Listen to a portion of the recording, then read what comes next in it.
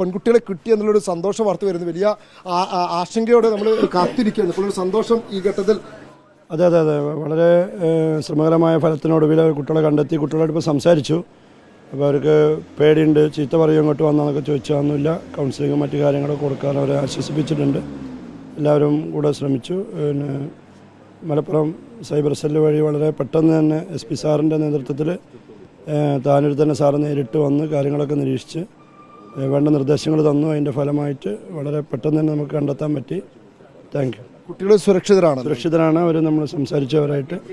അവരിപ്പോൾ ലോണാവാല റെയിൽവേ സ്റ്റേഷനിൽ നിന്ന് RPF കയറിയിട്ടുണ്ട്. ഇനിയിപ്പോൾ അടുത്ത് പൂനെയിലേക്ക് അവരെ കൊണ്ടുപോകും.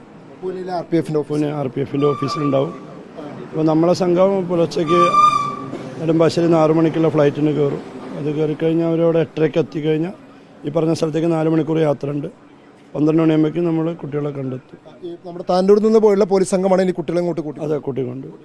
കുട്ടികൾ എന്തെങ്കിലും കാരണങ്ങളോ മറ്റു കാര്യങ്ങളോ അവരൊന്നും പറഞ്ഞിട്ടില്ല. അവർ പിന്നെ നമ്മൾ കണ്ടെത്തിയ സന്തോഷത്തിലും അതേസമയം വിഷമത്തിലുമാണ്. ഇനിയിപ്പോൾ വന്ന ചീത്ത പറയുന്നൊക്കെയുള്ള അത് നമുക്ക് പരിഹരിക്കാമെന്ന് എന്തെങ്കിലും പറയുന്നുള്ള. അതെ അതെ, അത് നമ്മൾ അവർ പരിഹരിക്കാമെന്ന് പറഞ്ഞിട്ടുണ്ട്. എന്തായാലും നമ്മളെല്ലാവരും പിന്നെ ഒരുമിച്ച് ഈ ഒരു വർക്ക് ചെയ്തതിന് ഫലം ഉണ്ടായി.